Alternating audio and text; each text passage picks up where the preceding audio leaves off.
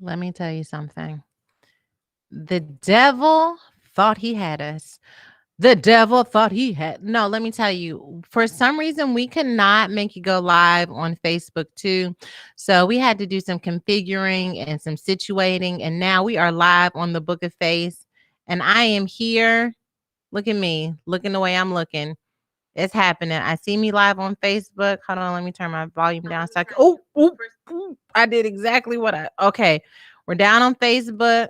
My ponytail is crooked, but I do have on my ponytail wig on today. And let me pull up YouTube. YouTube is happening. It's going down. It's going down in the Delta. Let me see the public chat. There we go. Okay. Um, so I'm live on Facebook now and YouTube, and it was a struggle, but here we are. Okay. I just need to set up so I can see my comments. Cache said, "Can we rescue the Colonial Pipeline? It's too hot to be walking." We heard about this. Okay, I have a song for y'all. Listen, I have a song for you all, and we about to see who was really about that life. We're going to see who was really about that inappropriate. God saved me from something life. Okay. When I say the words, tell me what kind of Superman could take you in bed and hit you with anyway, SPLACKAVELLIE. Who is familiar with Splack-a-Velli? You guys, why was music what music was? Can we answer the questions we don't know? I don't know. Someone just please help me understand. Aaliyah says SJR had me scared today, being late. I know we were trying to figure. We went live on YouTube about 3 times. The picture looks great on Facebook. I don't know what's happening on YouTube, but this is good because now we know it's the platform because it looks great on Facebook. Janelle said Splack-a-Velli. She knows. Valerie said Splack-a-Velli. Keena Cole says, so you coming out with an album or nah? It's a big nah because my gift has not yet been appreciated and validated, and we don't know. Rodney Rhymes says, hey, Sarah, because girl, you had my emotions all fluctuating. I'm sorry. Casey says, I hated it then, still do. I used to love that song. I used to love that song. Marie says, Splack-a-Velli. That's it. Let me tell you, I don't know why. I don't know why, but I did. Melissa says, I was wondering why I got 4 notifications. Yeah, we were struggling. Okay, what's up? Jania says, sorry, I don't know this. Let me tell you, that song was not very popular. It wasn't very mainstream. It was specifically for probably the ratchets of us, because it just the Eves. That was a song for the Eves in us. Okay. Desiree says you've always wanted to rap. You're not lying. And Latoya said it's not hot in Texas. What's going on in your world? Happy Mother's Day to the mothers and the aunties and the grandmothers and the stepmothers and the women who are going to be mothers one day. We're claiming it in the spirit realm. How was Mother's Day for you all this weekend? I had a very pleasant Mother's Day. My husband went above and beyond all weekend long to make sure that I felt loved and honored. I just want to be transparent. Dr. Anita is getting glasses at the glasses place, and she's sending me pictures. And as a friend, I have a responsibility to make sure that she gets the right glasses. And so if you all see me looking at my phone, I'm looking. I'm just looking. I'm just looking. Everything's fine. She literally told me just tell the delegation that she needs me right now. And so here we are, and that's that. Okay. All right. Boom. PB Bailey says, for sure, my mom played it. That's how I heard it, but it's a classic now that I'm grown, laughing my butt off. Marissa says, I was definitely an Eve. LOL. That song, let me tell you something. Favy says, the Ratchets. Marie says, it was a one-hit wonder. You know what? There was this other guy. I think his name was like TK, TQ. Bye bye. Oh God, what is that song? um this is why I should really TQ. It was TQ. Um, oh God. Bye bye, baby. Don't dun dun dun dun. These then shot my baby. The only thing that make me go crazy. Somebody gonna feel my 380. Do you remember that song? Do you remember that? It was you talking about another one hit wonder. You could not tell me that I was not riding with TQ to see who shot his baby. Bye bye, baby.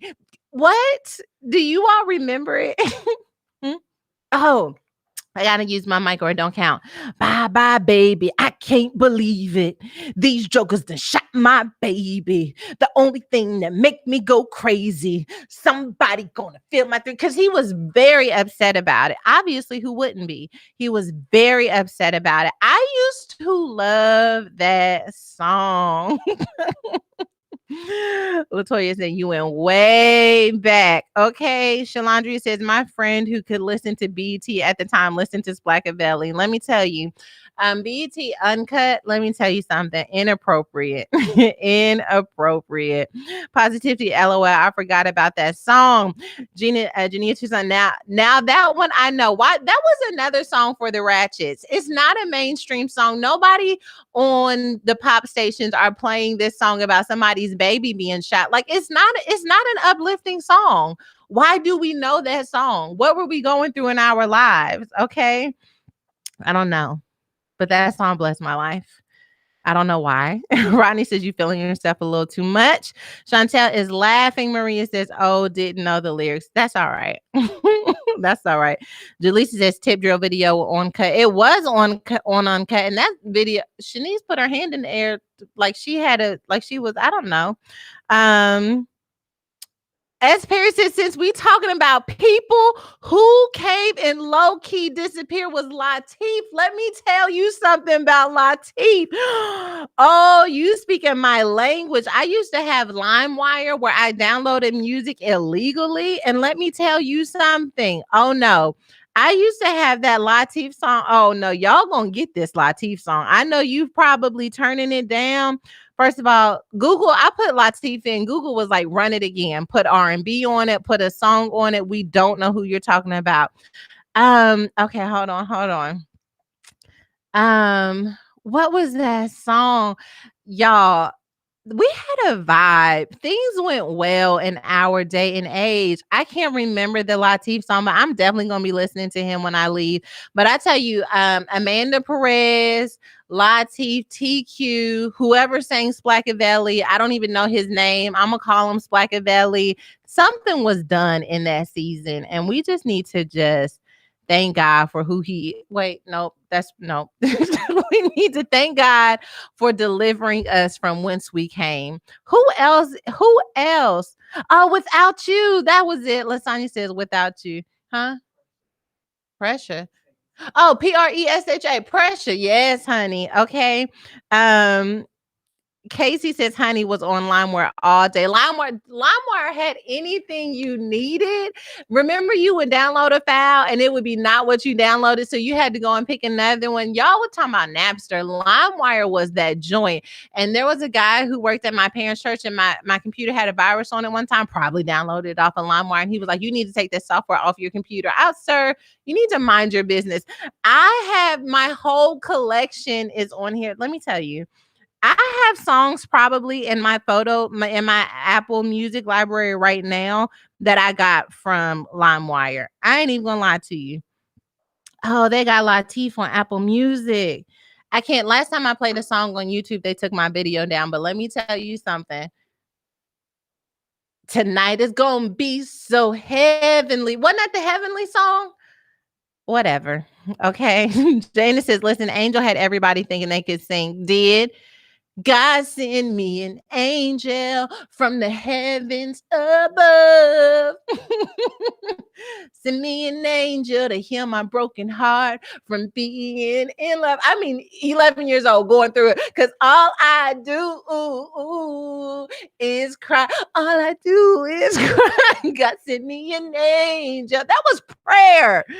Y'all trying to tell me I didn't know the Lord when I was a child. And here I am singing about God send me an angel to wipe my tears from the heaven above. Okay. Robin says, y'all talking before my time. How old are you? Let me tell you something. Tawan says, who are these artists, girl? Everybody and nobody. It's fair because all I do, it was the all I do is cry. All I do is cry.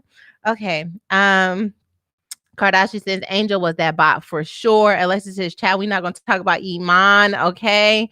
Um, so Tan says we growed up. Rodney says, right, ain't went through nothing. Let me tell you, you be thinking you young until somebody tells you you're talking before their time. And then you be like, man, I'm really the old lady in the club. Okay.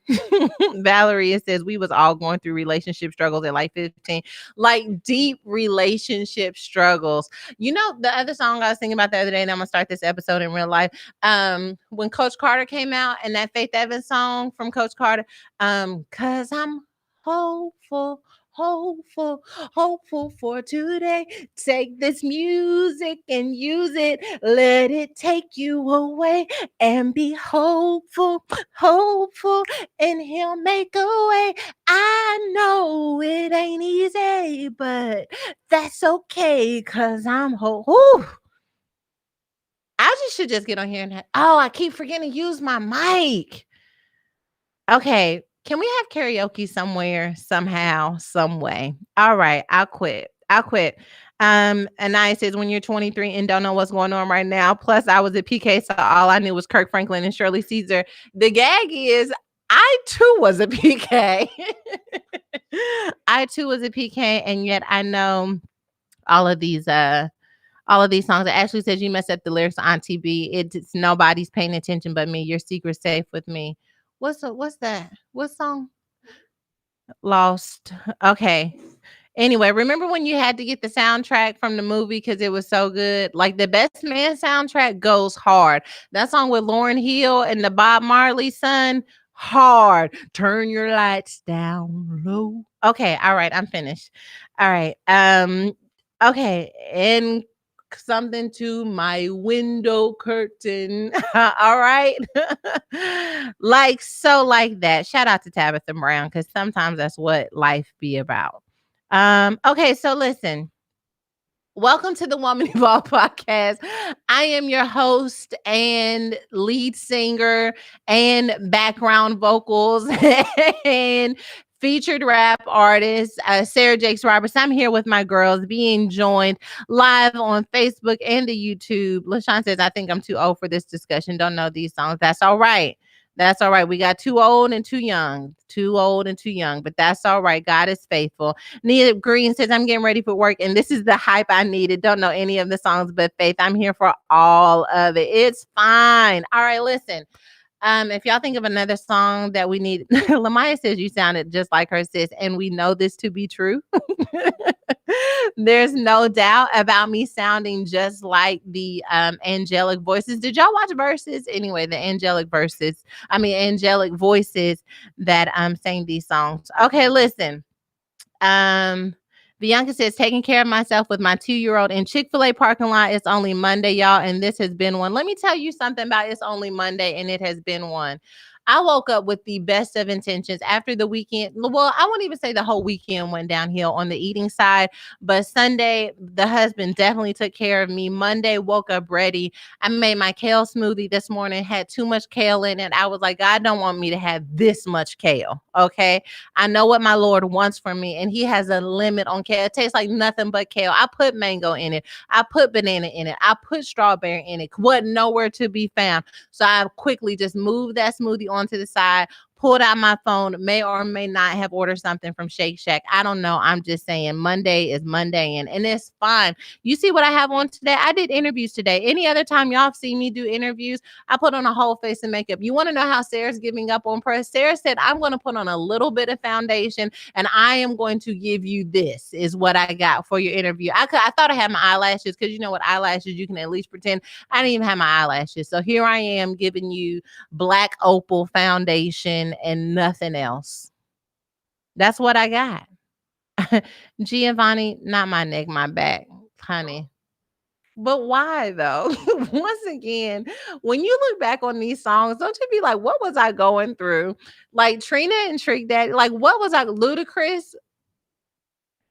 I wanna that song was so like, and let me see when that song came out. I just want to see when that song came out just to show you young. Okay. I know it was young. And then I need to go to work. I don't have time. 99. 99. I was 11. It is no wonder I was pushing out a baby because if this is the music that, no, honestly, music is trash. Raise your children on gospel music alone. Let them know Ella gospel music. She knows coming in hot. She thinks she's somebody. Raise your children on Lecrae. This music, I was 11 singing a ludicrous song. Hmm. Oh, doing it and doing it and doing it well. But let me tell you how much sex is in our culture. It is no wonder that at 13 I was like, here, let's go. Because it's all in the culture. It's inappropriate. We need to picket signs. We need picket signs. Cecilia says, are we talking about Christian songs? No, ma'am. No, ma'am. We are not talking about Christian songs. There's no Christian Splackavelli song. We're talking about the way sex was pushed on us as children and effective for some of us. And those of you who held on to it, God bless you, because some of us not at all. Okay. Valerie says, I was raised on gospel music, but was sneaking in rapping R&B CDs. I was like, obviously my parents weren't playing this music, but I was listening to the radio, and the radio was letting you have whatever TV, right? The MTV, BET. Don't let your children watch anything. Keep them in the word. Keep them in books, cause the stuff that they fed us worked. Okay. Okay. All right. Okay, here we go. Marie says, we grew up thinking sex was bad and what you needed to be talked about. Yeah, you're right. Terrence says those songs weren't for children, though. We just were listening to them. And agreed. Agreed. I'm not saying that it was for children, but I'm saying I was a listening. I was a listening somebody. Okay. Brittany says, wipe me down and Nuck If You Buck classics. First of all, Nuck If You Buck as if I was homeschooled during middle school, the first year of high school, and then I went to a very small private school. But I was looking at them girls every day like, I wish you would nut. I wish you would nut so that I may buck. I've been waiting to try this song out on somebody. When I got to college, they put me to the test. And, thank God that we made it to the other side. But in high school, I was like, please, Nuck. Please, anyone, Nuck. Is that your knuckle? I see. Because if you have a knuckle, I have a buckle. What? If you have a knuckle, I have a buckle. Mariah Williams says, baby, I was singing Betty, right? Like, what did I know about Tonight's the Night? Whew. Okay, songs. It was just terrible. Amen. All right, listen. It's Dare White. Tell me how to sell it. To say it. Okay. I want to say it fancy, but I'm gonna say dare. But I feel like it's fancy on it anyway. She says the devil was busy in the 99s through the 2000s, and not a lie has been told. Okay. All right. Here we go. Start this episode. What is Rescue Eve? Rescue Eve is when we take a moment, we see who was out here even, okay? If there is something happening in the world right now, we are going to learn about it, and we're going to try and take the high road of grace instead of judgment, okay? Redefining me, talking about I'm not your superwoman at 5 at 5. You're not lying. Okay, no, stay focused. Okay, I love music. I could do this all day long, but I'm trying to stay. Oh, Stephanie Mills, Fire and Desire. I see you, Stephanie B. Okay, listen. Jay Nicole says it's because Cash Money Records was taken over that year, and they said it, and they told us. Okay, all right. But Rescue Eve, what's happening in the world? Let's figure it out. Malachi has pulled some stories for us. Okay. The first story is about a Long Island man dodges eviction for 20 years, living in a house he doesn't own. Sir? Oh, Facebook, y'all not gonna be able to see the stories because Facebook tried it with y'all, but here we are. Okay. A Long Island man who only ever made one mortgage payment has definitely used the courts to stay in the house for 23 years for free, according to legal papers.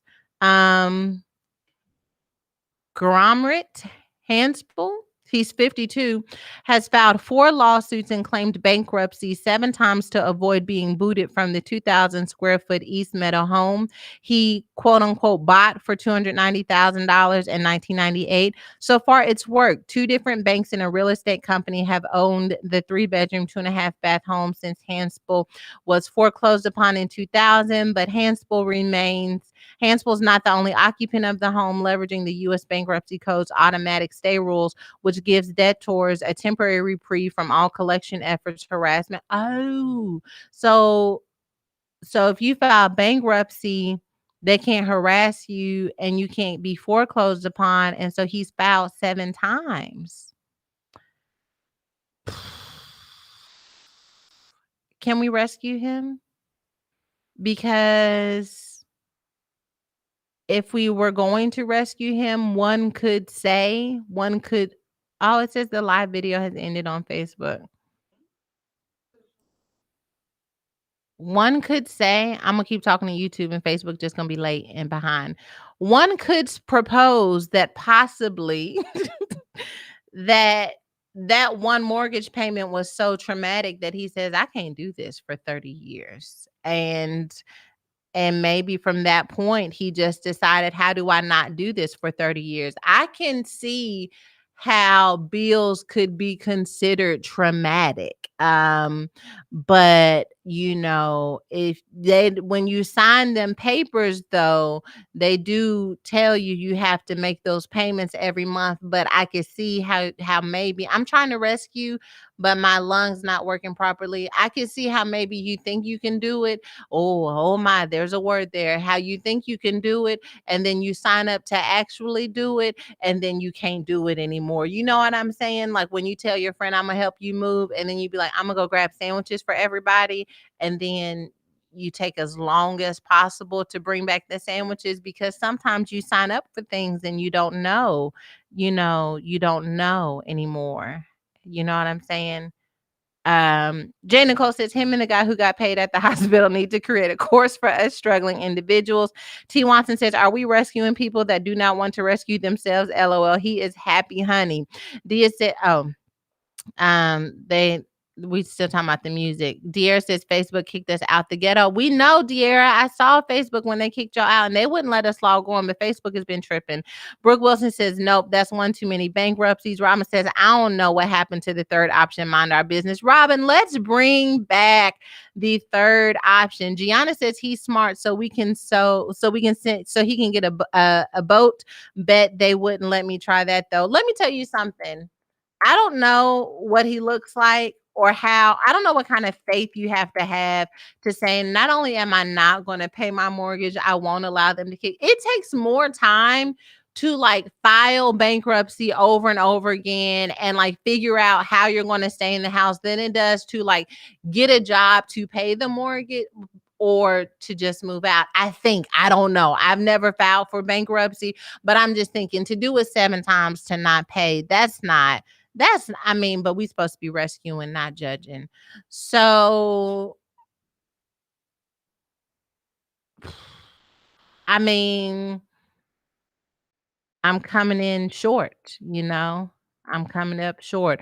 Rashida says, rescue and pray for him. He's beating the system to keep from becoming homeless. I like that angle. Foom says, sir, please, no. Tanisha says, rescue him and he used his resources. Ashley Tate says, come back for us like Rose did. Jack, we trying to pull it up, but we don't know about it. Ray Ray says he needs better help, no rescue. Bianca says, Lord Jesus, forgive my mind. Okay. Panama's Finest says, I'm with you, Ray Ray. He better stop. Patrice Ward says, that's crazy. And Jaleesa says, we talk junk. Now look at us back here on YouTube. Yeah, y'all tried it. Now Facebook, shut you on down. Come on back. Noah Magwood says no rescue because his story made the Facebook Live end. Well, that settles it, sir. We were trying to rescue you, but for some reason For some reason, you messed up our stuff here on Woman Evolve, on the Going Live, and we don't know what you did, but we don't enjoy it, is what we're saying. Okay. So that's that. Okay. I have another rescue. I don't know how you guys are going to feel about this one. Miss Rue 232 McGee says, how did brother get this house with filing bankruptcy? That means he got in the house and then he let his credit hit. The same way you kind of build your credit to get the car, and then you get the car and you like, I'm not going to need credit for a long time. Give me this card. Give me that card. I'm going to be late on this one. He got in there and then he just let things slip. I don't know.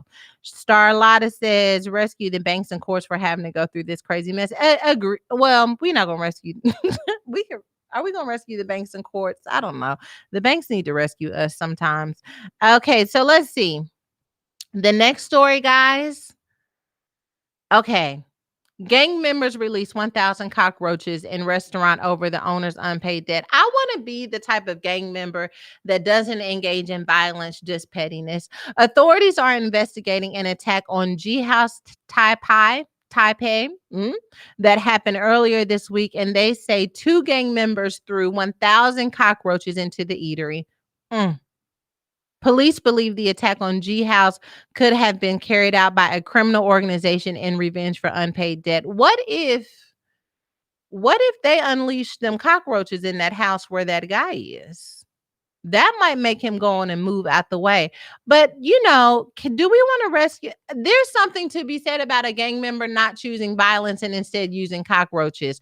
Maybe we have gotten it all wrong and gone straight to violence when instead there are things that creep. Oh, you wrong for putting that cockroach on the screen.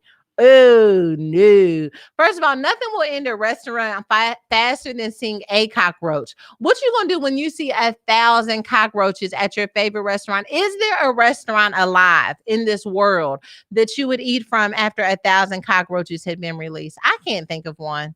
It would scar my mind. It would scar my heart forever. I don't know about it. T. Watson says, honey, I would have said, just shoot me. This is it. Remember that Fear Factor where they used to do stuff like eat cockroaches and stuff? No, ma'am. She Got Access TV says, I want to rescue. I would have done that to a few old restaurant jobs if I wasn't cool with the people who worked there. Oh, you want to? Okay. There's something to be said about that. People in the food service industry says some of y'all deserve to have some cockroaches released. I don't know. Andrea Cunningham says, I hate bugs. I'm not picking up 1,000 of them. They can have the whole restaurant. It wasn't even when we first moved here. We used to rent a house and our lease was like almost 2 months from being up. And before our lease was up, the DirecTV guy came to check on something unrelated to us moving, but he left like the vent open or like something open that led to access in. Oof, I'm getting creeped out just thinking about it. Access into the attic. Y'all, we had a mice infestation. Y'all don't even understand. There were mice everywhere. At first, we were laying in bed. Me and PT was laying in bed, and I could hear scratching on the ceiling, like scurrying. I was like, babe, something is in the attic. It was like one time we heard it, and we was like, okay, maybe there's a mouse up there. And then there was like a family of mice scurrying in the attic. We could hear, there one got caught in the vent in the bathroom then. To make matters worse, they started sneaking in to the kitchen, in the pantry. When I tell you we had 2 months left on that lease, and we were like, you can have the whole house. Like, you can have the whole house. You have not lived until you have heard trying to go to sleep and you hear mice up there racing, training for the Olympics above your head when you're trying to sleep. It wasn't okay. Artree says, I would have moved that day. Let me tell you, then we got these little mouse traps, and you put their like sticky traps. Shout out to all the people who are PETA and all that stuff.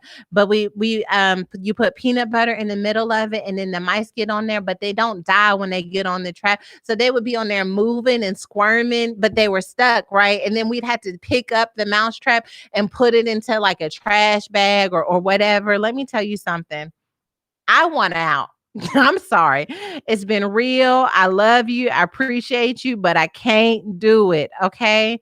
I don't, that's it. That's it.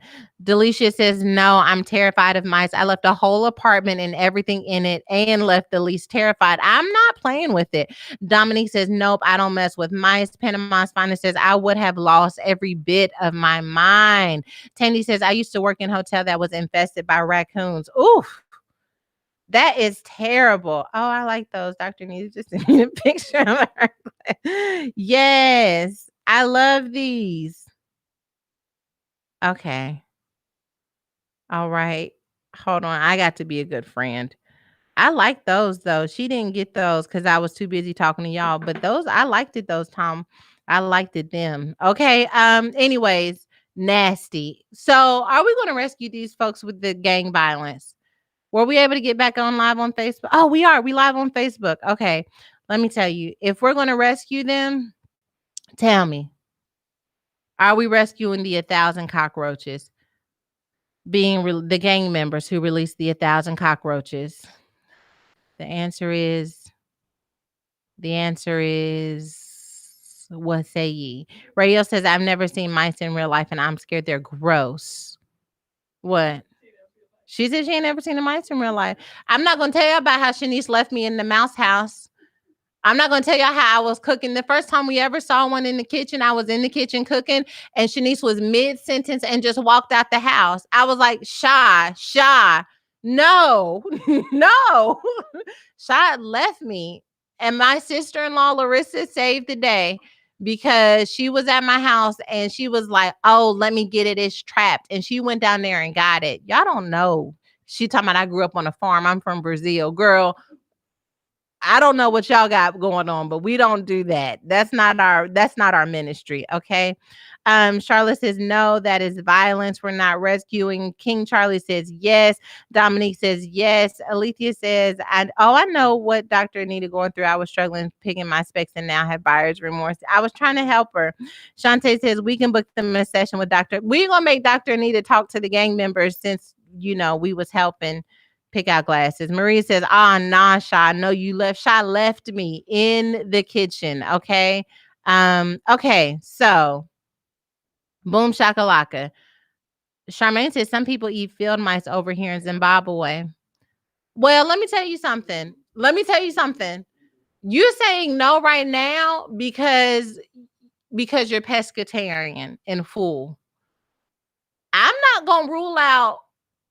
I be thinking about surviving at all costs. And like if it came to it, could you eat a little bit of mice? No.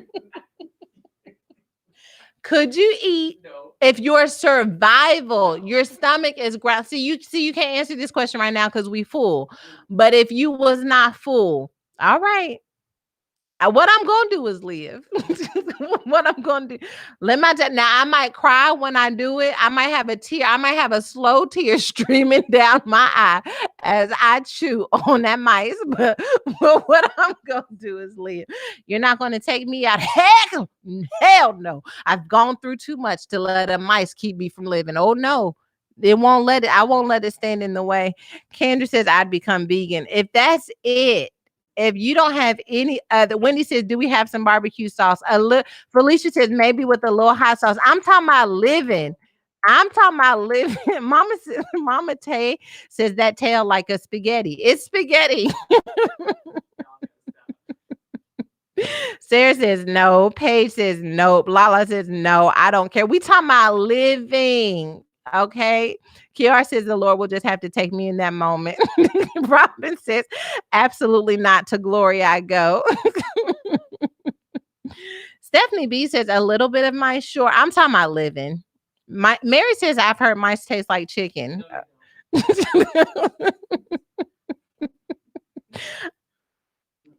What I'm not going to do is survive all I've gone through to let life and death come down to a mouse. Come down to you out a little bit of mouse. No, you can't eat nothing else. Grass ain't doing it. You're hungry. All you got is grass and mouse. You're in a mouse field. You're gonna graze grass. I'm vegan. All I eat is grass. Okay, Lasagna says I'd be fasting full time. Okay. Joan Clark, No, Tishana says, was it cooked? John Clark says, I'd rather go meet my Lord. Yes, I'm talking about building a fire. I don't know how we're gonna skin it. We're gonna have to skin it because I can't eat the fur. I hate this podcast. We're gonna have to skin it because I can't bite through the fur. We're gonna have to slice it. Shonda's over there cringing. She can't do it.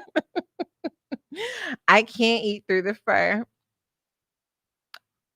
If you think about it, people eat fish with the whole head on and everything. So I just okay. The fur would probably burn off in the fire. Shanice said, I can't even eat the rest of my burger. Okay. Sadia says some of us already had it. Some of us, okay. Some people watching have already had it. That's just some people. Okay. All right, moving on because Shanice is scared and I'm petty. Abby Jordan says smoked pasta. I love it here. I love it here. All right, whatever. Okay, one more attempt to rescue. South Florida couple tries to have wedding at a stranger's mansion without getting permission. A South Florida couple. Shanice said that's gonna be me at your house. Courtney Wilson and Shanita Jones invited family and friends to their dream home in the state for their weekend wedding celebration. This ceremony Saturday, brunch on Sunday. How you have a 2-day event? If you're going to still get in and get out, how you have Saturday brunch and the ceremony on Saturday, brunch on Sunday. There was just one problem. The couple didn't own the 16,300 square foot Florida mansion and didn't have permission to use it. The suburban Fort Lauderdale estate had everything: a bowling alley, swimming pool with a waterfall, hot tub, tennis court, a gazebo, and 800-foot bar.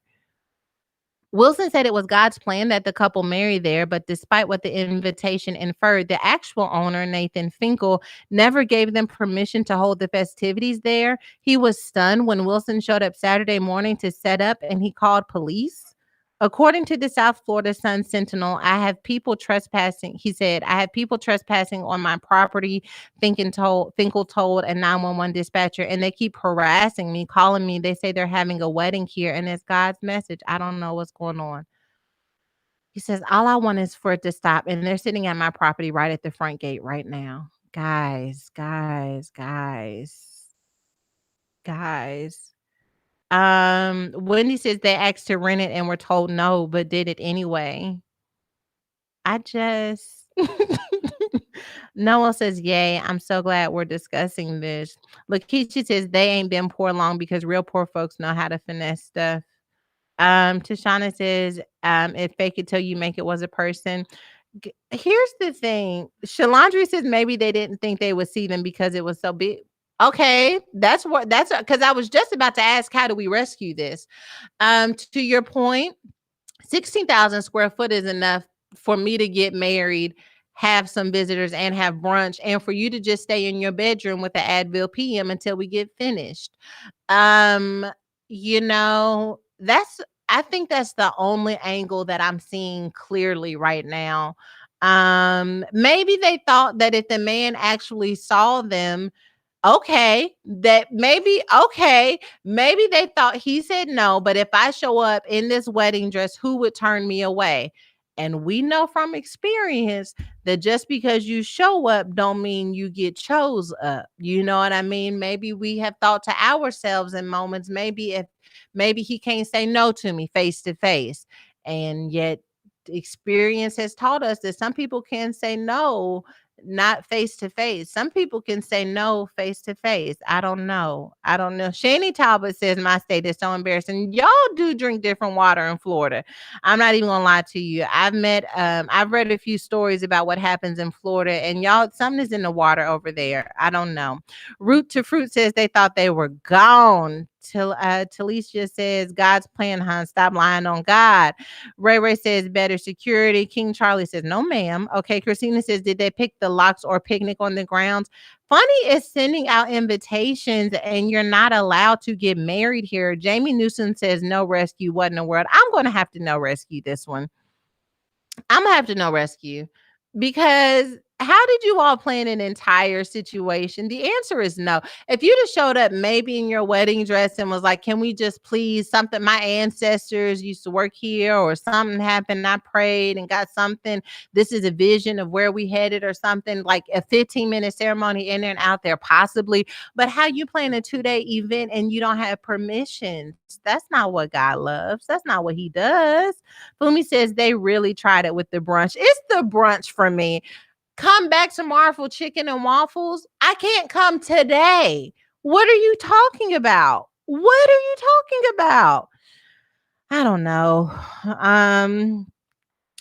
Shalandri says, this is literally if there's a stranger in my house was a person. Cache says, not my ancestors used to work here. I'm just saying. I'm just saying. Amir says, not used to work. Yes, I'm telling you, maybe. I'm just trying. Carolyn says, no rescue. I'm going to say no rescue, though. Christian says, leave Florida alone. We are wild, though. I will, but also I won't, because y'all drink different water, okay? Ray Ray said that wouldn't have happened in Chicago. Sure would not have. Tanisha says, SJR, you're reaching. I know I'm reaching. Let me tell you where it definitely would not have happened. You talking about my husband would not care. I'm a punk. I ain't even gonna lie to you. I'm gonna keep it 1,000. No, you can just show up to my house.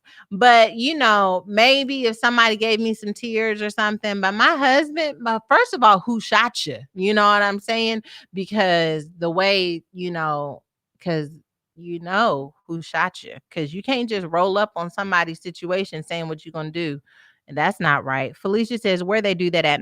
Not paying la renta. Really? You must pay la renta, okay?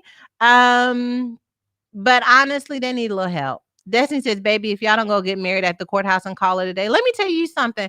Courthouse weddings are very in these days. Like, I ain't even lying. Nobody's trying to spend the kind of money that people tried to spend on weddings back in the day. When PT and I got married, we got a package at a hotel. We had about 30 people there. And by 30, I mean, y'all already know I got about 18 people in my family. He's got about 18 people in his family. And so it was 6 people who couldn't come. And we sat down and we got married, because like the wedding is really beautiful and intimate, but that marriage is where it's really at. Okay. All right.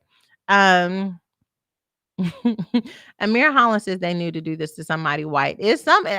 First of all, I wouldn't have done this in Florida. Not in no stand your ground state where people can get away with stuff in Florida. That ain't it. Okay. Patrice says they would have went on to glory if they showed up at my place. For sure. I know my husband would have sent them a pack-in. Okay. A pack-in. Bernicia says he said this ain't no video and I don't look like Drake. Okay. Get off my property. Amen. Well, it sounds like we're not rescuing them, because you cannot violate folks' space. But you know what? If you are trying to have a dream wedding, but you don't have a dream location, you need to go back to sleep and find you another dream. You know what I'm saying?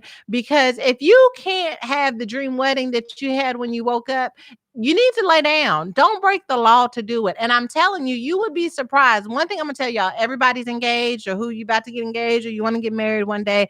Let me tell you something. It's one thing to have a dream wedding in your mind. It's another thing to know that if I choose the right person, it's going to be a dream because of who I'm marrying. And I can do whatever to jazz up whatever space. I have this courthouse and this dress and this bouquet and this little fascinator, and it's going to be beautiful there. Okay. It's going to be beautiful in my mama's backyard. And if you don't know how to slap stuff together, you need to go on the Googles. You need to go on the Pinterest. There is a way to beautify things. That's why I love Skillshare, to be honest, because Skillshare is one of those places that teaches you all different types of skills. Okay. You're probably looking at your house. Be honest. Let's be honest. You're looking at your house and you're saying to yourself, man, something went wrong when I was decorating this house. You know how you look at your house and at first you like it, and then you like, what happened? something went wrong. Or you was like, I didn't even try to decorate this house. I just tried to get a house. And now you're ready to really step into something, make it jazzy. People are allowed to come over now. Do you know that there's an interior design class on Skillshare? Not just that, photography. Are you tired of having them blurry pictures? People who taking your photos but don't understand the assignment, and you wondering to yourself, how can I have professional looking photos and keep money in my pockets? There is a class for photography, interior design, web development, because you know you're trying to get that website popping and you're not trying to get them bills popping at the same time. Website development, creative writing, music courses, crafts. Skillshare is an online learning community where millions come together to take the next step in their creative journey, with thousands of inspiring classes for creative and curious people on topics including illustration, design, photography, video freelancing, and more.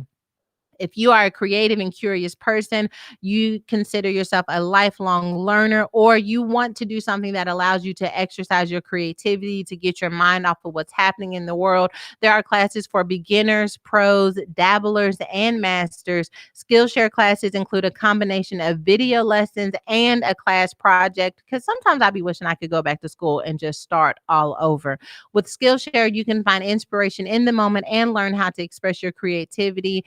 And let me tell you something, you can start exploring your creativity at Skillshare.com/evolve and get a free trial of premium membership. That is Skillshare.com/evolve to get a free trial of a premium membership. Get started exploring your creativity today. Okay. Ebony says, slide in that ad, SJR. Slide it in, slide it in. Okay. All right. Hail Mary, come with me. Hail Mary, if you want some. Hail Mary, something. I love the remix though. Run. La, na, na, na, na, na, na, na. Hail Mary. Y'all, people are out here having children. Okay. And this woman deserves all of her flowers. Halima Sise, who hails from Timbuktu. First of all, tell your mother that Timbuktu does exist. Okay. Cause I know for sure when she told you, where you think I'm from? Timbuktu. Okay, you live where you about to move over to Timbuktu. Tell somebody Timbuktu actually does exist and to stop talking about it. Okay, Timbuktu is tired of you all talking about it. Halima, who lives in Timbuktu, was told by doctors in Mali that she'd be giving birth to 7 babies. She went to Morocco for a second opinion where doctors confirmed the count of 7. The amazement of her rare pregnancy made news headlines, causing the president of Mali to send Sisi to North Africa in March to have the opportunity to give birth under the care of specialists. Baby, they cut my friend open. It was 9 babies in there.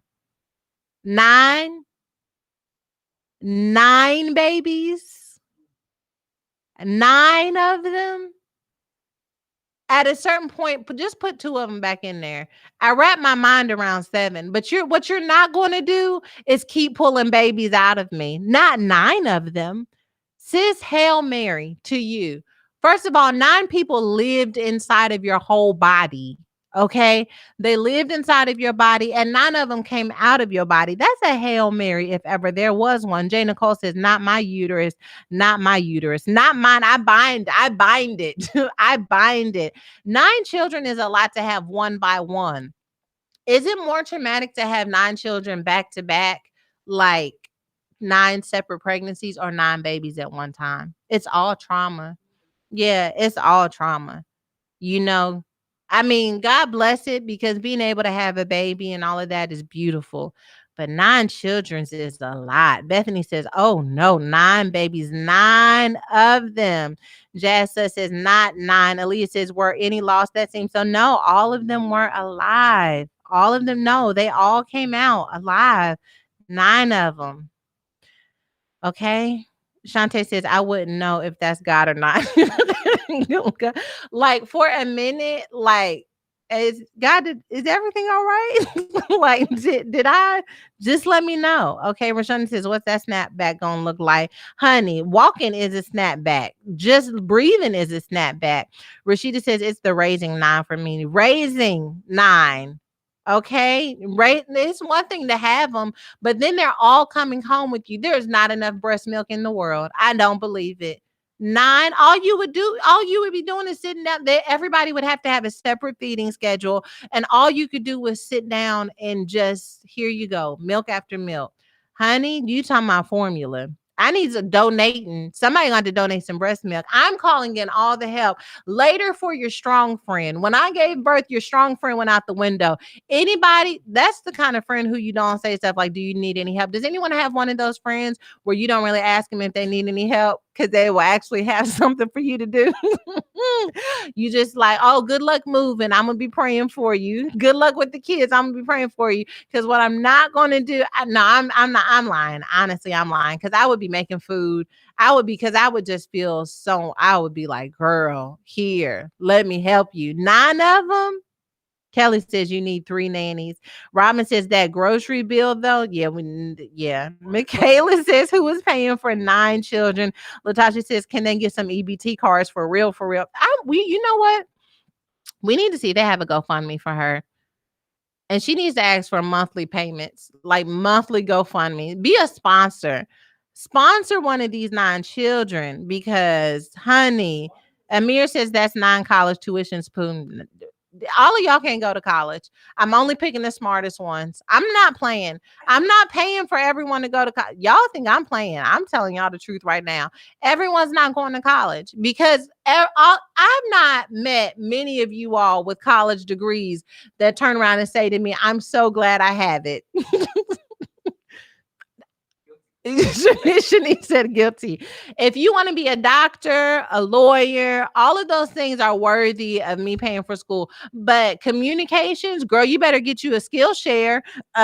Creative, right, girl, you better get you a Skillshare. Why would I pay for college with Skillshare? No, not going to do it. You want to be an English major, girl, you better go on Skillshare and get a creative writing class.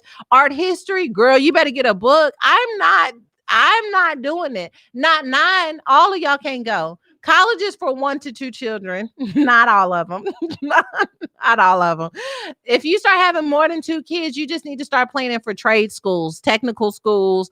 I'll pay for you to do something that you can do with your hands, but you going to school to find yourself because college is about paying to find yourself. And then some of us leave and still be lost. Well, not some of us because I didn't finish, but some folks leave and still be lost. I'm not paying for you to find yourself. I will pay for you to go to therapy and I will pay for you to get a trade. I'm not playing. You know I'm not playing. Okay. Conflict and conviction says with Shayla says the smartest one gonna drop out. Panama's finance says stimulus would be bussing. Stimulus would be together. Okay. Erica said she said college is for 1 to 2 children. I mean, I want to say I'm joking, but I'm not fully sure. Purposefully Being says we move into our own farm at this point. We sure are. We're making our own food. That's it. Nora says, wow, I just want to know what would make you so fertile. The God gave her that. God put them eggs in there. Whew.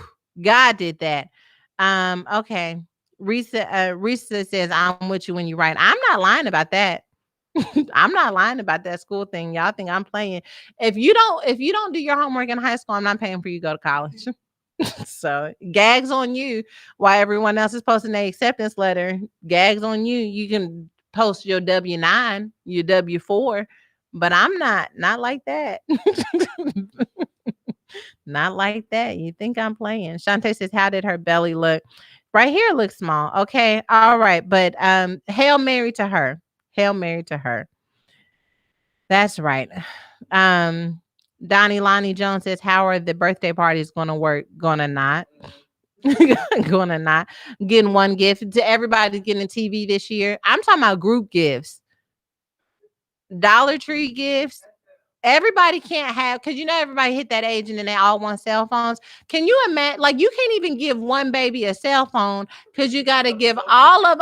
I got to give all of you cell phones. And if it was just a cell phone, that would be one thing. But I'm signing up for 9 new phone lines. AT&T said, you a business? Are you a business? Because why would you need 9 new phone lines overnight? Business must be popping. No, uterus was popping. I can't. Okay. Deidre Harmon says farmers, plumbers, electrician, barbers, interior director, get a trade. I'm low key. Y'all mark my words. Trade schools are about to be popping because people are not paying six figures to go to school to come out and be. Uncle Joe's paying the, is he? People are not trying to pay six figures to get out. Y'all hear me, America, to get out of college and still be in debt. Like, I can't even have an American dream because I'm in debt. But if I learn how to get that edge up tight, okay, if I learn how to do some interior decorating, if I learn to fix a refrigerator, we talking job security, and we're also talking no debt. Less debt, significantly less debt. Olani says car repair. I'm not playing. Okay. Okay. So there we go. Artrice Shepherd says, why do you need trade schools when you have Skillshare? Right. Exactly. Okay. All right. So, yes, Hail Mary to her. Second Hail Mary. Ohio couple married 53 years, fostered nearly 100 girls over 3 decades. Ann and Al Hill were born in Georgia and moved to Cincinnati, where they eventually met as sophomores in high school. Ann's aunt raised her, and Al had 16 sisters, but unfortunately didn't grow up with them. When he was drafted into the military and serving in Vietnam, and wrote him and sent baked goods. You better send him baked goods to Vietnam. Be a little sweet something in a dark time. I see you, sis. Bag him 53 years later, okay? 5 decades later, he still remembers that she was the only person that could cook better than his grandmother. Al went on to work as a bus driver and manager for 37 years, okay? His wife, when he and his wife's 2 daughters went off to college, the home felt empty and they decided to become foster parents, and they have fostered nearly 100. First of all, look at them. Ann and Al. Hmm, she does. Ann and Al look amazing. We love it. Congratulations for them. This is amazing. They look so peaceful. You know, those kids were raised in an incredible household, okay? That's amazing. Over 100 kids, 100 girls they fostered. Jocelyn says, "You go, y'all." Fumi, I see you. She says, "Hail Mary over there." Lamaya says, "Yes, we love it. We love it so much." And Bethany says, "God bless them." Big ups to them. That is amazing. Carolyn Hayes on Facebook says, "Such a blessing." And one last one. Victoria Banjo is the daughter of Nigerian parents, which means I probably just said her name wrong. But she is a senior lecturer at the University of Lagos. And wait, those are her parents. Okay, anyway, Victory is the daughter of Nigerian parents. And recently, she just earned 19 scholarships totaling more than $5 million from across the US and Canada. And that's why she can go to college, because she earned 19 scholarships, more than $5 million from across the US and Canada. Okay.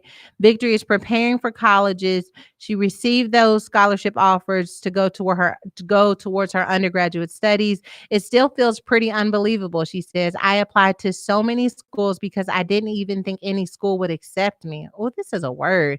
"They have made me truly feel proud about the hard work I've put into several areas of my life over the years.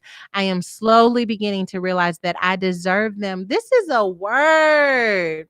She says, "I am slowly beginning to realize that I deserve them." Imagine putting in work, applying for things, and then being so surprised that you have to convince yourself that you deserve them. This is a word for somebody who was out here applying for different things. And by applying, maybe it's not a job, maybe it's literally applying for better self worth. Maybe it is applying yourself to become a better version of yourself, applying yourself when it comes to your spirituality and your connection with God. And then you're seeing the fruit of that, and you're having to really convince yourself that you deserve them. Hello, self, right here, mirror in your own face. This is beautiful, Victory. We thank you for your lessons. Victory is also the recipient of the Lester B. Pearson Scholarship from the University of Toronto, and Carrot McKellen International Leader of Tomorrow Scholarship from the University of British Columbia in Canada.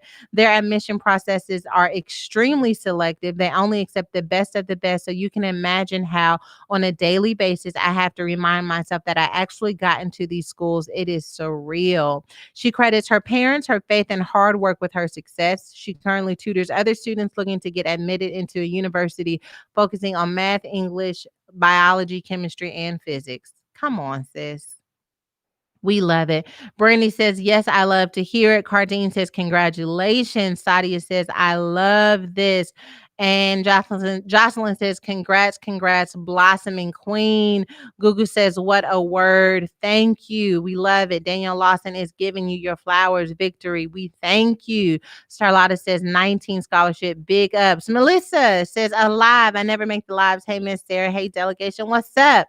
We love you. Okay. Shantae Roberts says parents knew why they named you Victory. Come on, your name is Victory before you even had this milestone. My name is Victory. I don't know that song. Who is that by? It's an old song. It's a Christian song. Come on, Victory. See, you know more Christian songs than I do. And for that, I need someone to send me a throwback Christian playlist.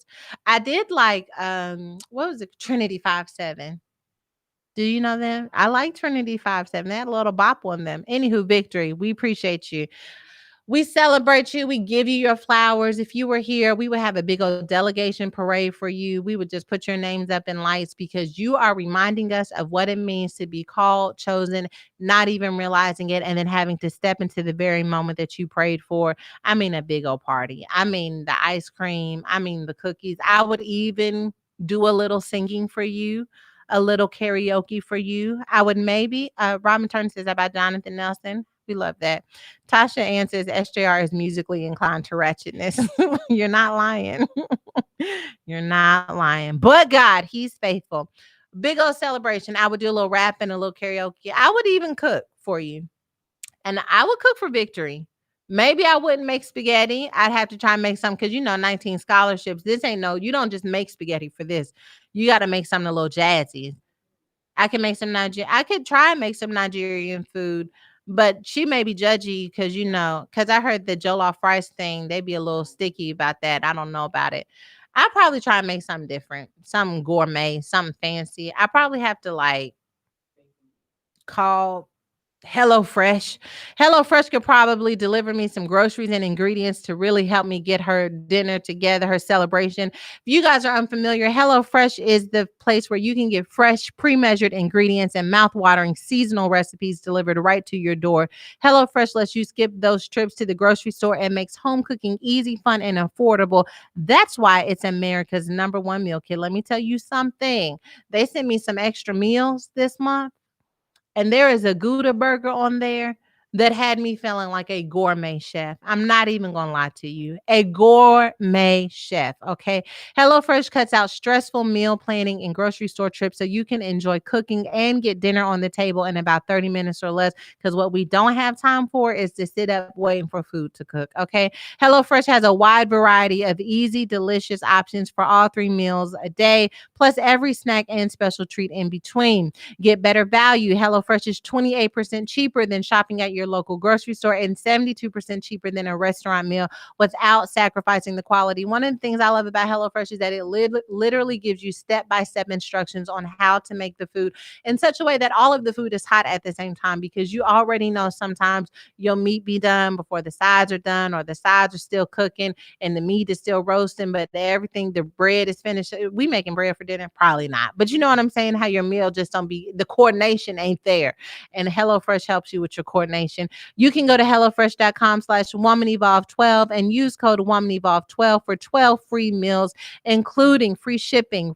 Again, that is HelloFresh.com/WomanEvolve and use code WomanEvolve12 for 12 free meals, include free shipping. First of all I should have said is that you can get 12 free meals, because what we do enjoy is free. Amen. All right.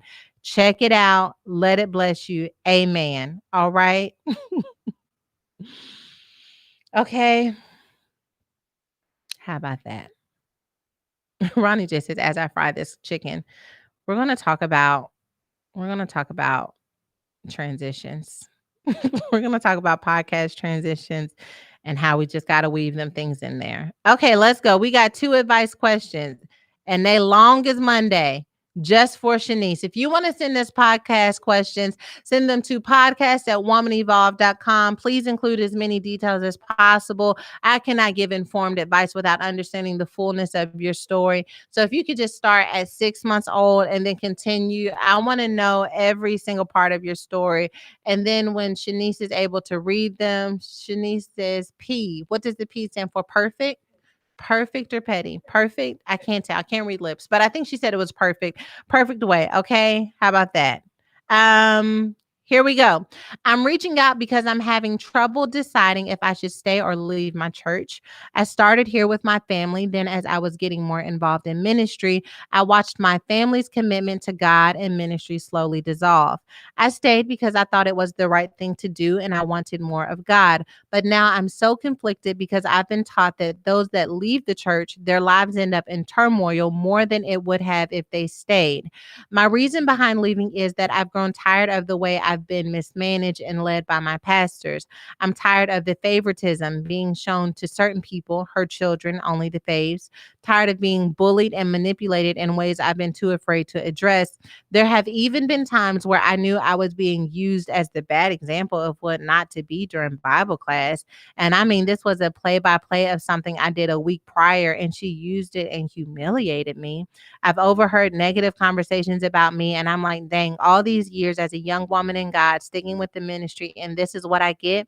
I feel so broken and so angry. God allowed that to happen to me. And the worst part is, no one will believe you when you say these things because pastors can never be gossipy and sow discord. We've been taught to cover our leaders and shut things down if someone talks about them. But what about me? Why wasn't I covered? I was faithful to the ministry in every way, even with no car. And I feel like God hasn't answered or spoke to what I should do. Was I supposed to treat this as a bad relationship and leave? This is conflicting me intensely, and I'm getting to a place where I can't hide it.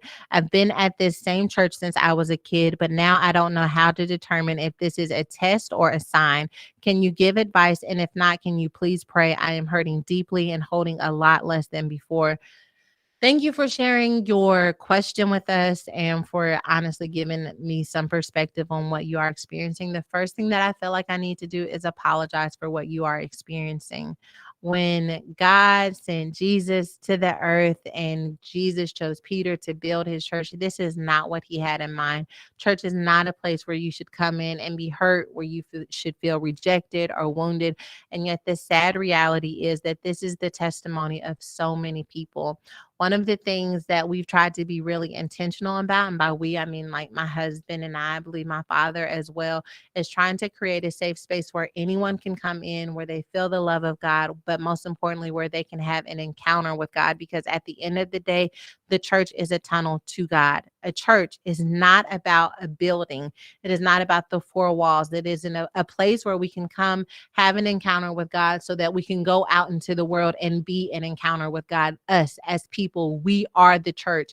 It's not about the building. That's why when the pandemic shifted everything, there were people who clung even closer to their faith because they recognized my faith is my access to God, but also how people can access God through me. If you feel like the relationship that you have with your church and your community is keeping you from accessing God, my strong recommendation is that you remove yourself from that environment. It sounds toxic, it sounds painful, and do the necessary work of assessing where your damage is, ultimately, so that you can get reconnected with God. The issue with church, and this is just like for everyone, not just necessarily what your experience has been, is that you've got humans involved. And whenever there are humans involved, there's going to be opportunity for you to be disappointed. But this goes beyond disappointment. This is abuse. There's one thing to say, okay, maybe I didn't like something that happened or I didn't like something that was said. But when I feel like my personal spirit is being abused, when the connection that I have is being exploited and manipulated and shamed, this is not the fruit of the spirit. This is not what God wants for you. And so then you have to consider what would a healthy relationship with God look like for me? And it may not be able to happen in that environment. At the end of the day, the goal is for us to stay on fire for God, for us to become the salt of the earth. We add flavor everywhere we go. And it sounds like you're losing your momentum, you're losing your faith, you're losing that saltiness that makes us effective in the earth. And so, sis, I think you need some healing. Perhaps you need some counseling and some therapy. There's no hurt like like church hurt because you're so open and so hopeful. And so the disappointment weighs very heavily. And at the end of the day, my prayer is that even what you've experienced in listening to the podcast is a sign that there are places and spaces of faith where you can go and perhaps feel safe and seen, and where you can have an encounter that fits what you need. The last thing I will say, and this is for anyone listening, when you're serving in church, you can become burnt out from serving.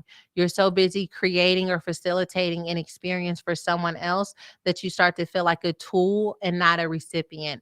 And so you've got to have enough balance in your life where you're able to say, okay, there are moments where I'm strong enough to help build the church. And then there are other moments where I need to have an encounter so that I can be the church. And so knowing when you're in a building season and a becoming season is really important, because there's nothing like continuing to serve even though you're burnt out, even though you're disappointed, even though you're frustrated, because anything that anyone does wrong just is added to the wound that you're already experiencing. So don't be afraid to take time off and heal. Okay. Um, Okay, so as Perry says, it might be time to leave. You can go back if he sends you, but it can't sustain. If you can't sustain growing in God, it's a sign. Okay, Shantae Roberts says that's a word. There's no hurt like church hurt. God's grace 45 says, Amen. I've had this happen to me, but I forgave them and moved on. Erica says, there's nothing like church hurt. I felt the sting in the cut. So sorry for that. Not ideal. Aaron Secret says, I had to leave my home church too. I didn't leave the faith, but I didn't leave the faith. Home churches can be very toxic. Anila says, oh yeah, she looked like Shanice now that I took a second look. Oh wait, maybe she's talking to somebody else. Um Redefining me says, so true. Building and becoming season is paramount. Robin says, that's it. That was the word. Um, I guess something is happening with Facebook. Yeah. Everything's fine. Facebook is tripping, but that's all right.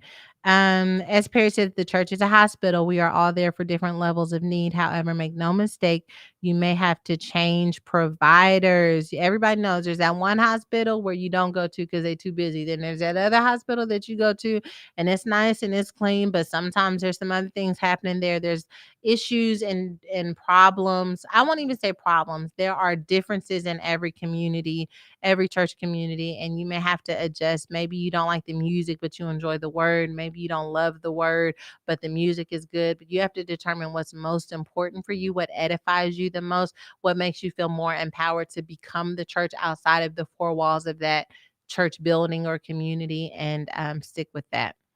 Okay. So next.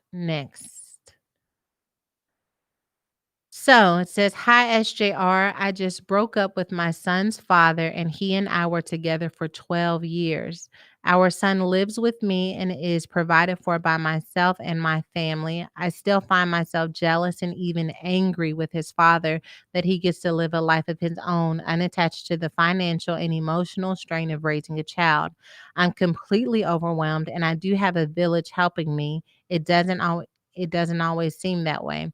How do I get over that jealousy? I've taken care of him and our financial needs when we were together. And now that we aren't together, he still feels comfortable asking me for money whenever he needs it. He's asked for a portion of my tax returns and also my stimulus, saying he's entitled to them because he is the father. All I want is for him to have a relationship with our son, but he seems to be more interested in me and my wallet. And no, I haven't given him any money. I tell him I'll pray on it and I hang up. I have, however, been paying our rent for our apartment that I left in December of 2020. We are still under contract with our lease and it's up in July 2021. All my furniture is still there, and I thought we could go half on the rent, but whenever I ask him for his portion, he'll give me very little or nothing at all. I feel stupid for allowing this to go on for so long. I really don't want to not pay it and lose my furniture, have him get evicted, pay court costs, and potentially have him not speak to me anymore out of anger. And my son is the one who will miss out. I'm lost and feeling used. How do I get myself out of this? All right, sis. Okay.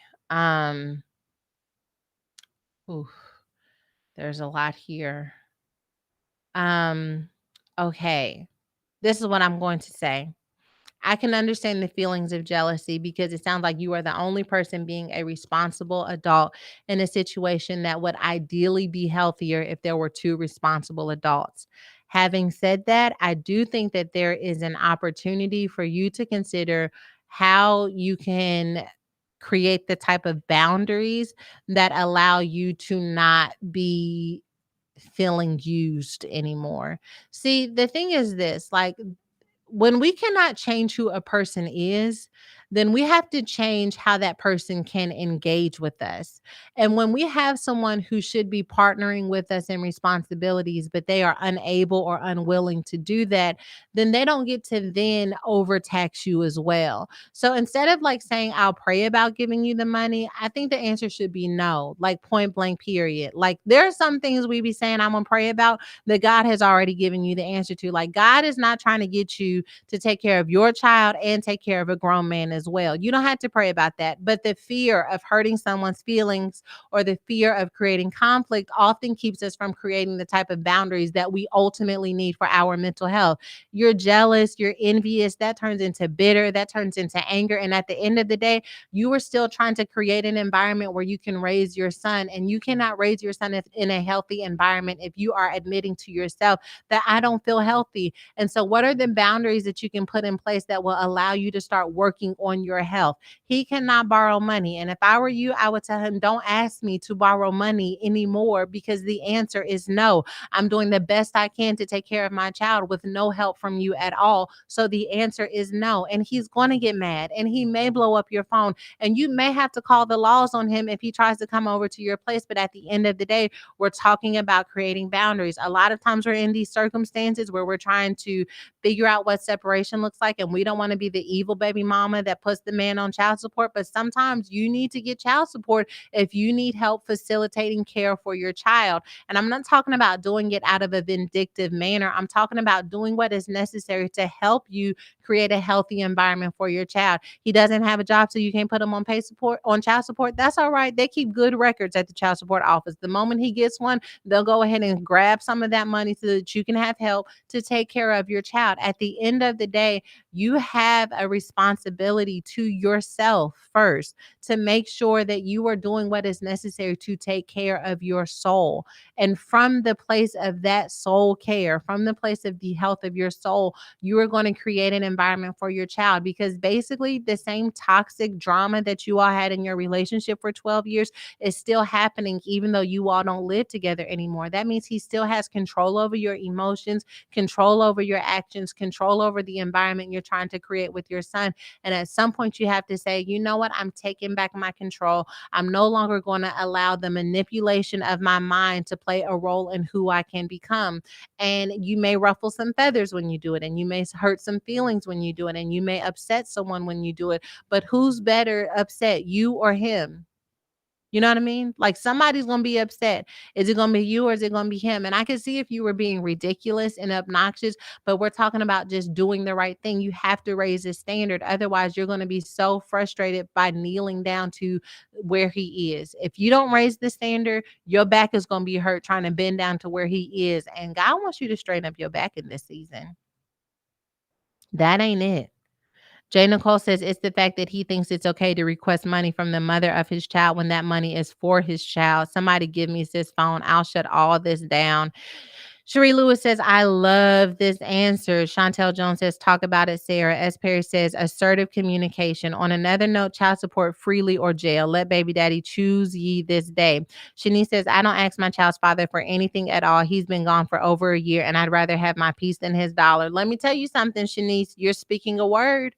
You're speaking a whole word. But if you are in a situation where you need someone to help you finance, or don't need, Shanice, to your point, like sometimes it's like, you know what? I won't ask you for nothing. You don't ask me for nothing. We can go our separate ways. If you can come into the picture and be a healthy person and role model who can be connected to the child, then that's great. But if you about that raggedy living, then I'm gonna come over here and try to build something different for my child. But that ain't the move. That ain't the move. Katrina says no one is taking care of the real issue. Let's talk about the real issue. We want to hear your feedback. Katrina, tell us, what are some of the real issues you see here? Ashley Tate says, oh, she sounds like she's still holding on and in love to the potential of who he could be. Divorce his potential. Divorce your vision of who you want him to be. Amen. Josephine says, straighten up your back. And Lisa says, yes, set those boundaries. Olani says, once you taste peace, you will do what it takes. That is a word. That is a word. Nika says, I needed to hear that advice for myself. Thank you, SJR. You're welcome. Aaron Secret says, that was a good word, SJR, because my knee-jerk response wasn't holy. But the thing is, like, we have to remember, if you've ever been in a situation like this where you still care about what the person thinks about you. You still have a part of you that wants to be validated by a toxic partner. Let's talk about it. What makes a toxic relationship so toxic is that you enter into the relationship wanting the person to fix you, wanting the person to heal you, wanting to build a better life than what you have experienced in the past. And when that person disappoints you, it doesn't change your desire. The disappointment doesn't change your desire. And yet the truth is, the more that you experience those disappointments, you eventually have to make a decision to either look at the disappointments or look at the desire. And sometimes we say, I'm making a decision based off of the disappointments I've experienced, but it doesn't change your desire. You guys have had a pattern for 12 years. And I don't think that he was like Prince Charming, taking care of all of his responsibilities, and then y'all broke up and he became raggedy. He was probably a little raggedy throughout the 12 years, which means now you're having to retrain your mind on how to engage in him. You guys have a paradigm, a pathology, a pattern, a cycle that is toxic, and you have to remove yourself from that cycle. You guys have separated. That's a really good start, but now you have to emotionally take control of who you are and how you show up in the relationships, because his actions, you're still a prey. You're still susceptible to his actions and responses, and as long as you are, you're going to be serving him even though you guys aren't together, when you could be serving yourself and your child. So that's it. Ashley Tate says she's not wanting her son to grow up without a daddy, but the truth is he already is. Giving him a daddy isn't teaching him how to be a good man. And Angelica says, once he sees you know your worth, he will back off. Once he sees your response is no, period, he will have no choice. Yeah, I would not say I'm praying about it, because I know the God I serve. The God I serve don't want you to have none of this stimmy. Mm-mm. He don't. I know he don't. So Cherie says anything one-sided isn't good. All relationships require reciprocation indeed. Okay. Mrs. B says providing a dad that isn't going to be there isn't helpful. It's just causing more work for her.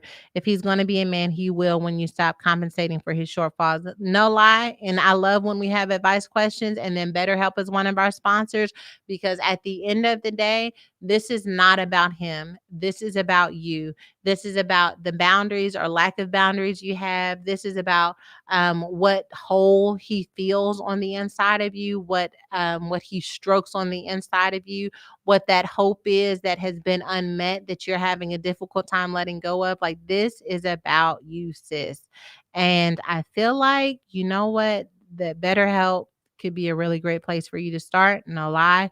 Let me tell you, first of all, y'all be laughing at me in these transitions in my ads, but I also see y'all are really logging on to BetterHelp. I don't know who actually does it, right? Because that's confidential. But one thing I know for sure is that BetterHelp has been overwhelmed by the response of the members of the delegation who are taking their mental health seriously. May is Mental Health Awareness Month. And if you have not checked out BetterHelp or gotten into some therapy, now is your time, sis.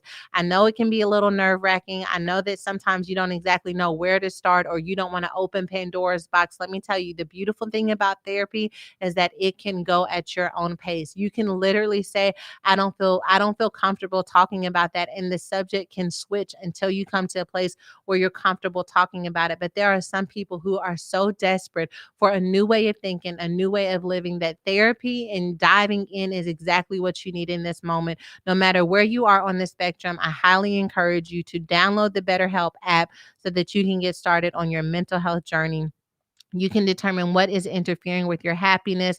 BetterHelp will assess your needs and match you with your own licensed professional therapist. You can connect in a safe and private online environment. It's not self help, it is professional counseling with a license, okay? And you can start communicating in under 24 hours. So if you're feeling like, man, I need some help ASAP, but I don't want to wait, you are just right on time to get what you need. You'll get timely and thoughtful responses. Plus, you can schedule video or phone sessions or texting. I like text. When I first signed up for BetterHelp, I preferred texting my therapist. One, because I was kind of like, what if she's a member of the delegation? Like, do I want the member of the delegation all in my business? Like, all in my business. So I started texting, and then we moved on to having a phone call. Dr. Anita used to be on BetterHelp, but for me, I was just comfortable writing. I don't know. I didn't want to like really carve out the time to like get all woosah in my feelings initially. And yet texting created an opportunity where I could like chat with someone and they ask me questions and how did you process that? I got an epiphany like the first or second session with my BetterHelp therapist where I wish I remembered it. It moved me to my core though. But I was basically talking about maybe like feeling worthy of love. And I think that when I got finished explaining my story to her, oh, no, it was about expressing my feelings. I was talking about how I have a difficult time identifying and expressing my feelings. And when I explained to her just like my story, my journey and history, she was like, no wonder you don't feel comfortable expressing your feelings. You've never had an environment where feelings were welcomed and validated and received well. So you've never had any practice in this. And so that made me feel better because I felt like there was something wrong with me. Literally, someone commented, I posted a video of me and my mother yesterday, and someone commented that like they'd never seen me cry before because I that's not really my thing. Like I don't cry like that, but it has a lot to do with me also not being connected with my feelings. So I'm just saying that there are all types of things that happen with all of us. And yet, just because that is the way we are, it doesn't mean that that's the way we have to stay. So if you're ready to start living a happier life today, as a listener for Woman Evolve, you'll get 10% off your first month by visiting betterhelp.com/evolve. Join over 1 million people taking charge of their mental health. Again, that's betterhelp.com/evolve. Okay. How about that? S. Perry says, yes, the feelings wheel unbox. The feelings wheel. I made Shanice get on the feelings wheel today. She didn't love it. Let me tell you the problem with the feelings wheel. Okay. The problem with the feelings wheel is that, like, most of the time we know the core emotions, right? It's like, I'm happy, I'm sad, I'm afraid, and we settle there. The problem with the feelings wheel is that, like, it'll take like happy and then it'll like trail it down to like, I feel worthy, I feel valuable. And then it's like, what do you do when you are actually having a feeling that makes you feel valuable? Like, it's like a thing. It's a whole thing, okay? So, all right, check it out. Get you a feelings wheel, get you a therapist, and get your life together. Miss Marcel, it's BetterHelp, HELP. Betterhelp.com/evolve. Okay. We love it. Mental Health Awareness Month, girl. Get your mind checked on, because we all know we out here struggling for the most part. Everybody's struggling in some way, and that's all right. And if you're not struggling, you know what it's like to struggle, and that's all right as well. Okay. Here we go. Here we go. It's snack time. Ruthie says, sis, you made me start looking to the wheel and it's icky. Makes me feel so exposed. Would you say that it makes you feel fragile? There is nothing like discovering that, like, wow, I do have feelings and emotions. I am not a robot. I am someone who's actually a person in a world who has had experiences that have shaped them and changed them. It's terrible. You talking about messing up your bad girl mentality. Like, I'm bad. I'm a boss. Ain't nobody messing with me. I'm also feeling a little fragile today. I don't know. Like, you talking about struggle phase is thinking that you are out here invincible and then discovering that, you know what? I have feelings and emotions. Can you imagine saying things like, you hurt my feelings? Where in the world was that celebrated? Where you can say, when I was growing up, if your feelings were hurt, it was a joke. Do you hear me? Like, hey, look, his feelings hurt, acting like a baby. You know what I mean? Like, and now we are coming to this stage in our lives where we're like, you know what? You do have feelings and they should be honored and acknowledged, and boom shakalaka. Okay. So that's that. Cherie says, are we having Hey Unite this Friday? We sure are. We sure are. Okay. All right. Listen. So, speaking of fragile, right? Fragility is the word of the month for Woman Evolve. If you are just getting plugged into the Woman Evolve train, each month we have had a word that is kind of the center of our focus and intention. We have a weekly devotional that goes out, and that is at womanevolve.com/connect. Each week we focus on a different aspect of fragility. This week we're talking about esteem. We want to talk about the fragility connected with our esteem. Now, for the devotional, we focus more on our self esteem and the fragility connected to our self esteem. But I would like to dig a little bit deeper, just briefly, for the podcast. And I want to talk about esteem as it is defined in the dictionary. Esteem means respect and admiration, typically for a person. I want to talk about fragile esteem, in which we have respect or admiration for a person, and then they do something that hurts us or disappoints us. And now all of a sudden, the esteem that we had for them has been broken or shattered in some way. Even as I'm saying this, you're thinking about maybe a pastor, like our friend who sent in the letter, whose esteem for her pastor has been broken because of a behavior that was unacceptable. Or maybe you're thinking about a parent who you had such esteem for, and then you learned about a struggle or a weakness, or perhaps you tried to respect them, but they still continued to have toxic engagement with you, a partner, whatever. I wanted to talk about fragile esteem because at the end of the day, when we are in relationship with someone, it is difficult to not try and categorize them as completely flawless and perfect or completely bad or evil. It's difficult for us to have this hodgepodge of wisdom that says they're great in this area, broken in this area, they could have been well here, but something happened to them here.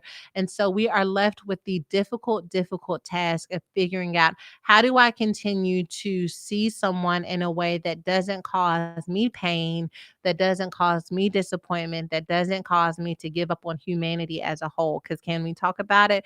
There is some esteem that has been broken on the inside of us, whether it's from a parent, a pastor, a friend, or spouse, that has changed us so greatly that we give up on humanity altogether.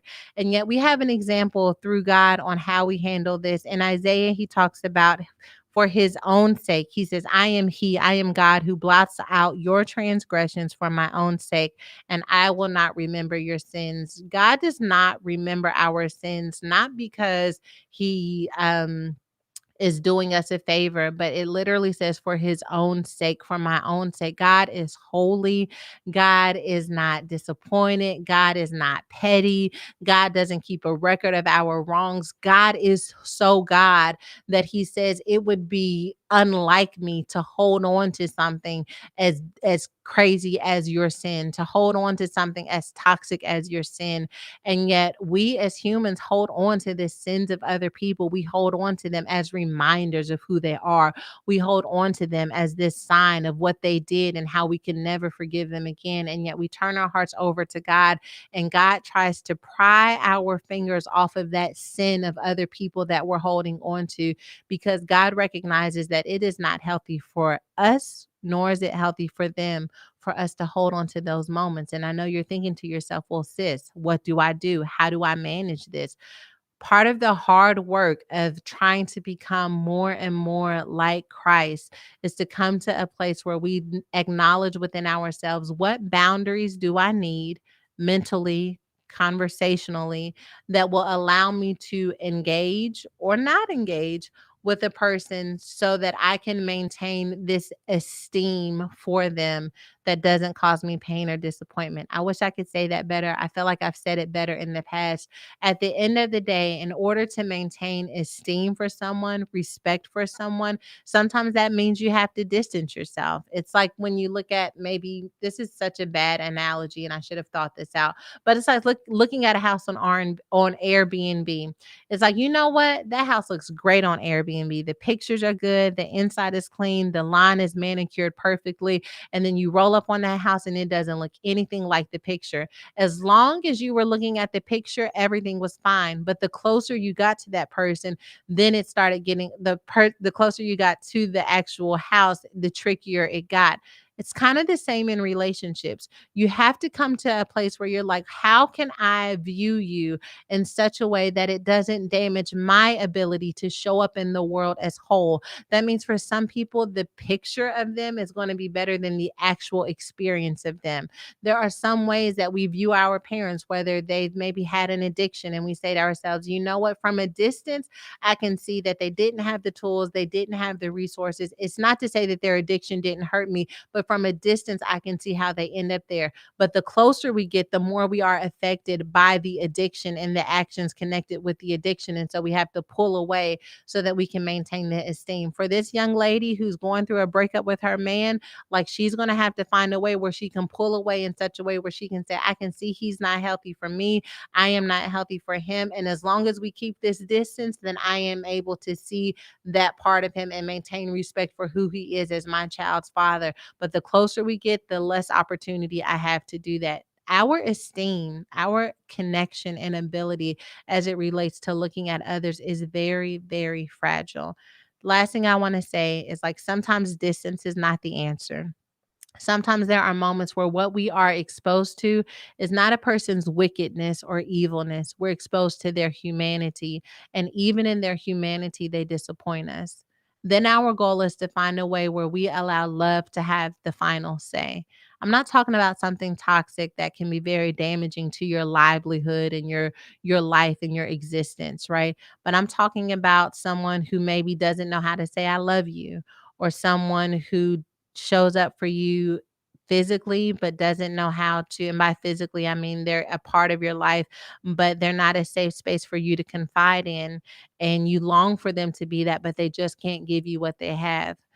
I recognize that there is a brokenness that comes with that, but I also realize that there are moments where we have to say, you know what? I'm going to receive what you can give me because I know that it's coming from a place of love. You know, you may not be able to say, I love you, but I see how you love me through what you do. And so I'm going to receive that in love. And I'm also going to trust that God's going to give me what I need. It may not come from you, may not come from the source that I desire, but at the end of the day, God is going to make sure that I experience nurturing. God's going to make sure that I experience challenging.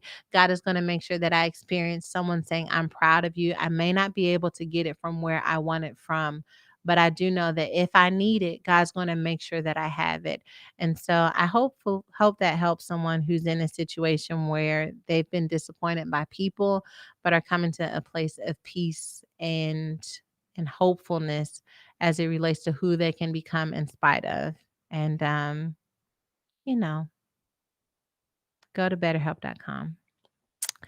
Tashay says, your sermon on boundaries is a perfect example of this. We're responsible for our own emotions. Sometimes that means creating boundaries or even removing yourself from the relationship. Noel Magwood says, was just discussing the need for healthy boundaries with some of my extended family. And Ashley says, view in a way that doesn't damage the way I show up in the world as whole. Okay. And Nicole Daniels loved this so much. She says, forgiveness and reconciling are two different things. Cache says, that's true. God will always send the right people eventually. And Bethany says, yes, that helped me so much. That's all I needed to hear, is that helps someone. I'm going through it too. I'm with you. You know, I experience disappointments from people who I love and respect and admire. And yet I still love, respect, and admire them. And we got to have space for people to be human and not need them to be so flawless that we miss out on the opportunity to become like God and loving them.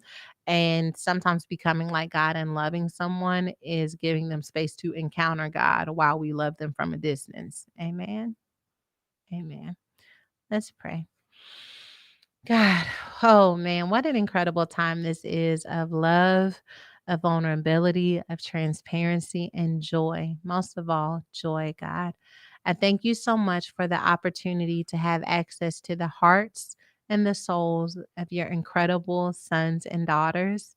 God, I thank you that as imperfect as I am, that you still have allowed me to partner with you in creating a space where we can bring all of our righteous, ratchet selves into your presence and be challenged to grow. God, my prayer is that you would heal the hearts of my sisters listening, for those of them who have been disappointed by humans, God, I pray that you would show them that you are not like man, that you are loving, that you are kind, that you are holy, that we can still stand in awe at your magnificence and your glory and still trust that even though man has disappointed us, that you have not left us nor forsake us. God, we thank you for your faithfulness. We thank you for your loving kindness, not just kindness, but kindness that is infused with love. Father, my prayer is that everyone who is experiencing this prayer would have an encounter with that loving kindness. Perhaps it will be through the hearts of a person, perhaps it will be through the actions of another. But my God, we know that your loving kindness is still invading the earth. And we thank you, God, that we get to experience your presence. In Jesus' name I pray. Amen. I love you. I see you next week. Amen. We going. We going. Where the podcast ends, where the podcast ends.